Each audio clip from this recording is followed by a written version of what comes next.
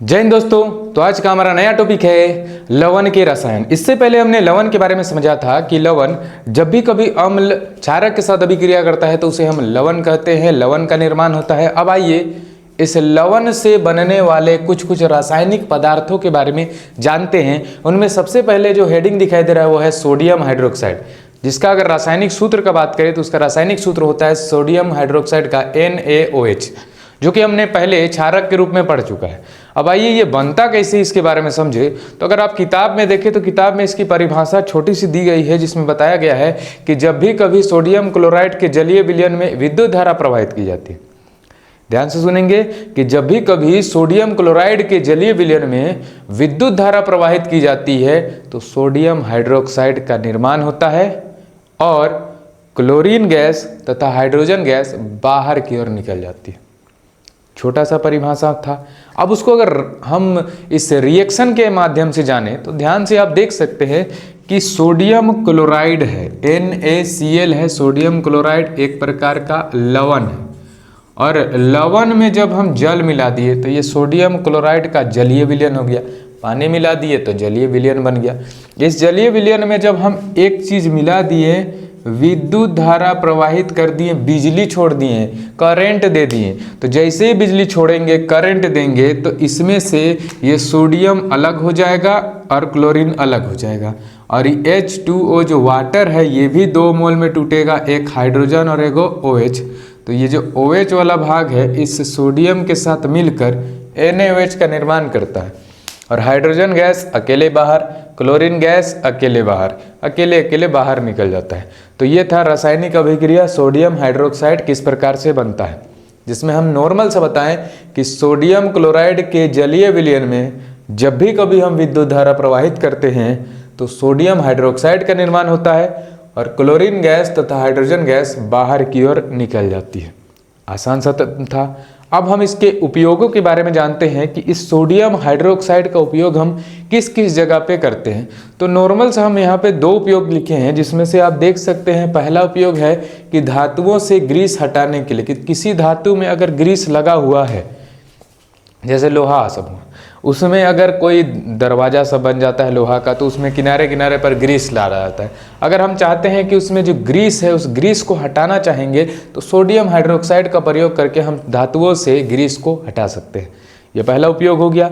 दूसरा उपयोग आप यहाँ पे देख सकते हैं कि साबुन तथा कागज बनाने में भी इस सोडियम हाइड्रोक्साइड का बहुत बड़ा भूमिका होता है, जो कि हम आगे के चैप्टरों में जानेंगे कि साबुन कैसे बनता है और ये कागज सब कैसे बनता है। ये साबुन सब आगे की और चैप्टरों में पढ़ना है। तो साबुन और कागज के निर्माण में भी सोडियम हाइड्रोक्साइड का मुख्य भूमिका होता है। ये 2 उपयोग था सोडियम हाइड्रोक्साइड का। अब अगर इस लवण के रसायन में हम दूसरे पार्ट के बारे में समझे तो दूसरा नंबर में आता है हमारा विरंजक चूर्ण, जिसे इंग्लिश में हम ब्लीचिंग पाउडर के नाम से जानते हैं। जिसे आप अपने गांव देहात में पहले से ही जानते होंगे कि जब कभी कुआं में गंदगी सब हो जाता था तो उसमें ब्लीचिंग पाउडर बाल्टी के माध्यम से नीचे डाल देते थे ताकि वो पानी जो है साफ हो सके। तो वही ब्लीचिंग पाउडर के बारे में यानी विरंजक चूर्ण के बारे में अभी जानना है कि विरंजक चूर्ण आखिर कैसे बनता है। तो इसके लिए भी किताब में एक छोटी सी परिभाषा है, उसी परिभाषा के माध्यम से हमने यहाँ पे रिएक्शन को लिखने का प्रयास किया गया है। तो ध्यान देंगे, यहाँ पे कैल्शियम हाइड्रोक्साइड है।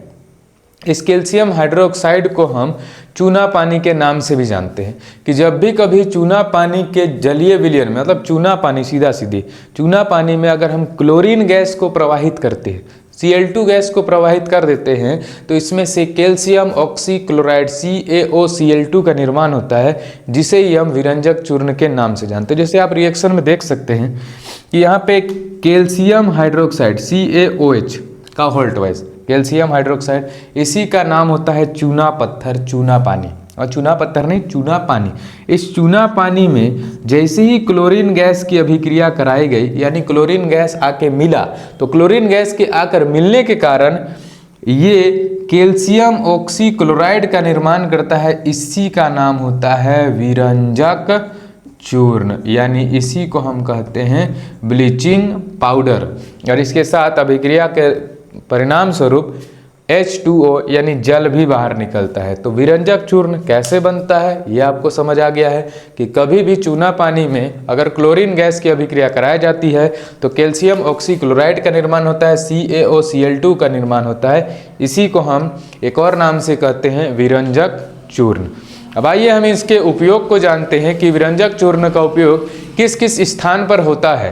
विरंजक चूर्ण जिसे ब्लीचिंग पाउडर कहते हैं, तो नाम से ही पता चल जाना चाहिए ब्लीचिंग पाउडर यानी जल की शुद्धिकरण के लिए किया जाता है, यानी कि पानी को साफ करने के लिए करते हैं। जैसे लास्ट में आप देख सकते हैं तीसरा नंबर में इसका परिभाषा दिया गया है कि जल को शुद्ध करने के लिए किसका प्रयोग किया जाएगा, तो विरंजक चूर्ण का प्रयोग किया जाता है।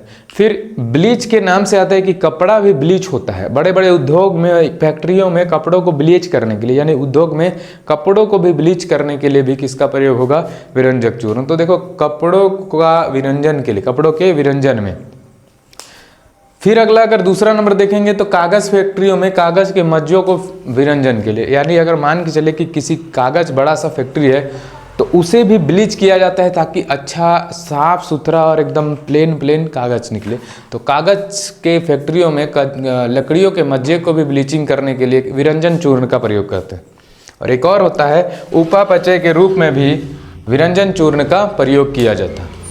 ये हमने सोडियम हाइड्रोक्साइड तथा विरंजन चूर्ण के बारे में बहुत ही भलीभांति जान लिए। अब अगला टॉपिक, इसके बाद का टॉपिक हम जानते हैं। तो अब हमारा अगला टॉपिक दिखाई दे रहा है आपको बेकिंग सोडा।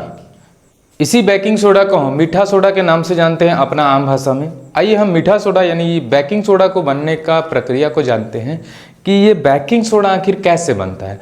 तो रिएक्शन में आप देख सकते हैं कि sodium chloride NaCl, sodium chloride के जलीय विलयन में जब कार्बन डाइऑक्साइड गैस तथा अमोनिया की अभिक्रिया कराई जाती है तो अमोनियम क्लोराइड तथा सोडियम हाइड्रोजन कार्बोनेट बनता है। इसी सोडियम हाइड्रोजन कार्बोनेट को ही हम बेकिंग सोडा के नाम से जान रहे हैं। यानी बेकिंग सोडा कैसे बनता है, 4 चीज के मिलने से बनता है।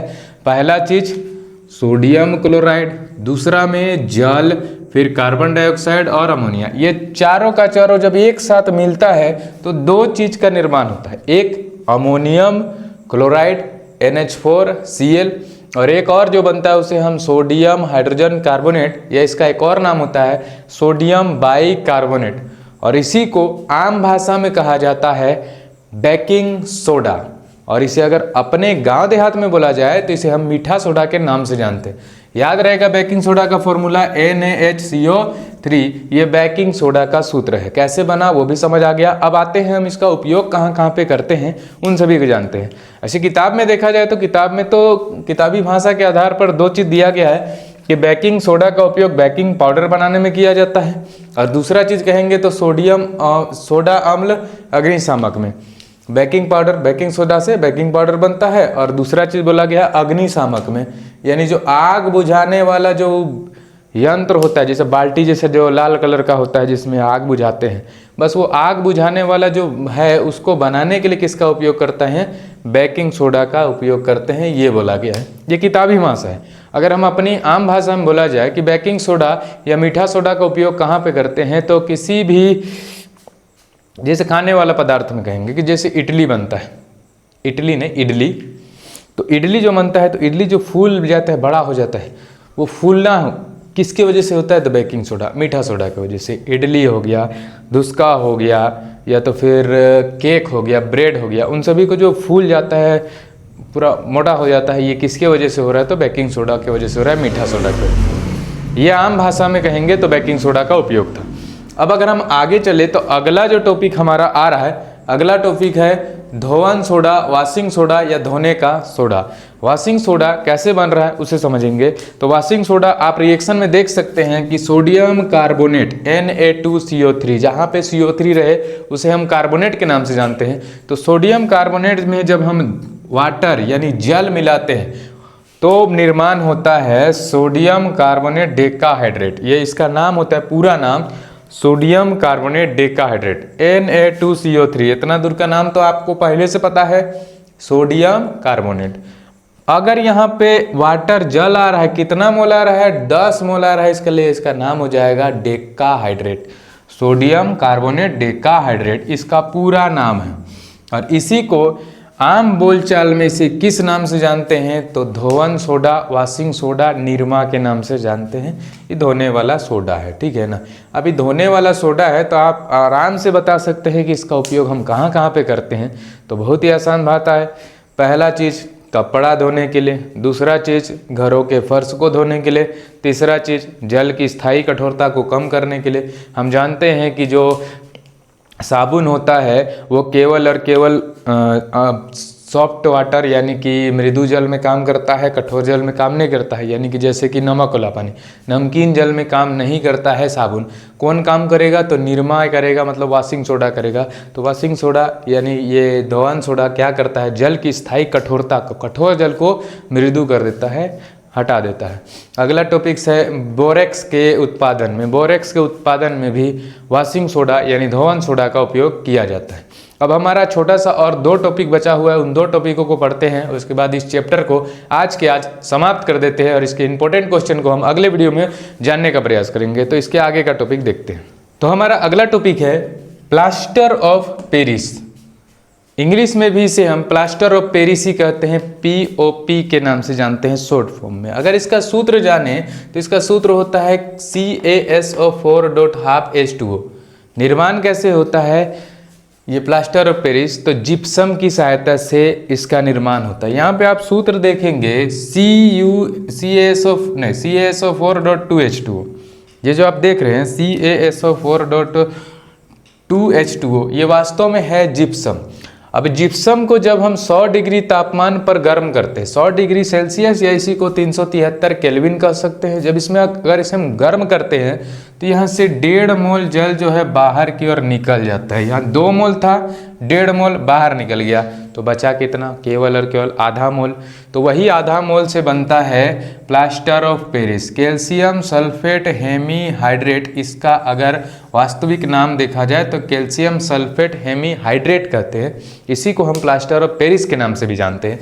तो CaSO4.2H2O को गर्म किए, आप 1.5 मोल गया बाहर, CaSO4.12H2O बना, इसे हम प्लास्टर ऑफ पेरिस कहते हैं। अब इस प्लास्टर ऑफ पेरिस का अगर उपयोग देखें तो प्लास्टर ऑफ पेरिस का उपयोग हम कई जगहों पर करते हैं। जैसे अगर बोलेंगे कि टूटी हुई हड्डियों को जोड़ने के लिए भी डॉक्टर इसमें प्लास्टर ऑफ पेरिस का प्रयोग करते हैं। जैसे हाथ कभी टूट जाता है तो इस प्रकार से को लटका देते हैं, एकदम टांगना ले, और इसी को धर के ऐसा करके स्कूल जाते हैं। तो वो जो लटकाने वाला जो यहाँ पे प्लास्टर कर ले रहता है, तो प्लास्टर में ऐसा नहीं कि एकदम सीमेंट से मार दिया है, पुट्टी है, पुट्टी, उसी को प्लास्टर ऑफ पेरिस करते हैं। चारका कलर का होता है ना, पट्टी मार के, हाँ, तो उसी को कहते हैं हम यहाँ पे प्लास्टर ऑफ पेरिस। टूटी हुई हड्डियों को जोड़ने के लिए डॉक्टर किसका प्रयोग करता है?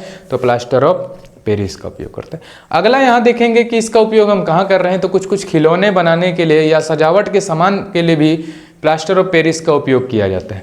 छोटे छोटे खिलौने बाजार में मिलते हैं जो बहुत ही अच्छे अच्छे रंगीन रंगीन दिखाई देते हैं, वास्तविक में वो प्लास्टर ऑफ पेरिस के बने हुए होते हैं। और आप कई इस प्रकार के घर देखेंगे, बड़े बड़े घर जिसमें पुट्टी किया जाता है, वाल पुट्टी। वास्तव में वो जो वाल पुट्टी होता है इसी को हम कह रहे हैं प्लास्टर ऑफ पेरिस, पेरिस के नाम से जानते हैं, कैल्शियम सल्फेट हेमीहाइड्रेट। तो इसका उपयोग हम बता दें सतह को चिकना करने के लिए। यदि दीवारों को चिकनाहट लाने के लिए भी किसका प्रयोग हो रहा है? तो प्लास्टर ऑफ पेरिस का उपयोग हो रहा है। ये हमने यहाँ अभी तक 5 लवणों के रसायन के बारे में जाना, जिसमें सबसे पहला था सोडियम हाइड्रोक्साइड, जो कि पूरी तरह से क्लियर है। दूसरा नंबर में हमने पढ़ा विरंजक चूर्ण, वो भी आपको जहाँ तक उम्मीद करते हैं कि समझ आ ही गया होगा। अगला में हमने बेकिंग सोडा, वॉशिंग सोडा, और लास्ट में अभी पढ़ा हमने प्लास्टर ऑफ पेरिस। अब इन्हीं सब टॉपिकों से मिलकर एक छोटा सा टॉपिक बना हुआ है जो कि इस चैप्टर का अंतिम टॉपिक कहलाता है क्रिस्टलन का जल। इस क्रिस्टलन का जल देखेंगे कि जितने भी लवण सूत्र पढ़े उस लवण में जल की जितनी मात्रा उपस्थित होती है, एक सूत्र में जितने लवण उपस्थित होती है, जितने जल की मात्रा उपस्थित होती है, उसी को हम क्रिस्टलन का जल कहते हैं। जैसे आप उदाहरण में देख सकते हैं CuSO4.5H2O। ये एक प्रकार का लवण का सूत्र है जिसमें कितने मोल जल दिखाई दे रहे हैं? 5 मोल। तो इसमें क्रिस्टलन का जल कितना हो जाएगा? 5। उसी प्रकार से हम यहाँ पे Na2CO3.10H2O जिसे हम वॉशिंग सोडा के नाम से भी जान रहे थे, इसमें कितना जल दिखाई दे रहा है 10 मोल, तो इसमें क्रिस्टलन का जल कितना होगा 10 मोल हो जाएगा। फिर यहाँ पे CaSO4.2H2O जिप्सम का सूत्र लिखा गया है, इसमें आपको दिखाई देगा कितने जल की मात्रा है 2, तो क्रिस्टलन का जल की मात्रा कितना हो जाएगा 2 मोल। तो इस प्रकार से हमने चैप्टर के ओवरव्यू को समझा, चैप्टर में जो जो भी टॉपिक इंपॉर्टेंट होते हैं उन सभी को समझने का प्रयास किया, जिससे क्वेश्चन बनते हैं एग्जाम में, इन सभी को हमने पढ़ाने का कोशिश किया।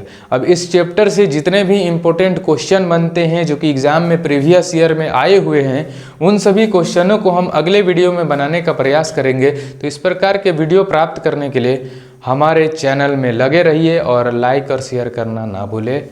धन्यवाद। जय हिंद, जय झारखंड।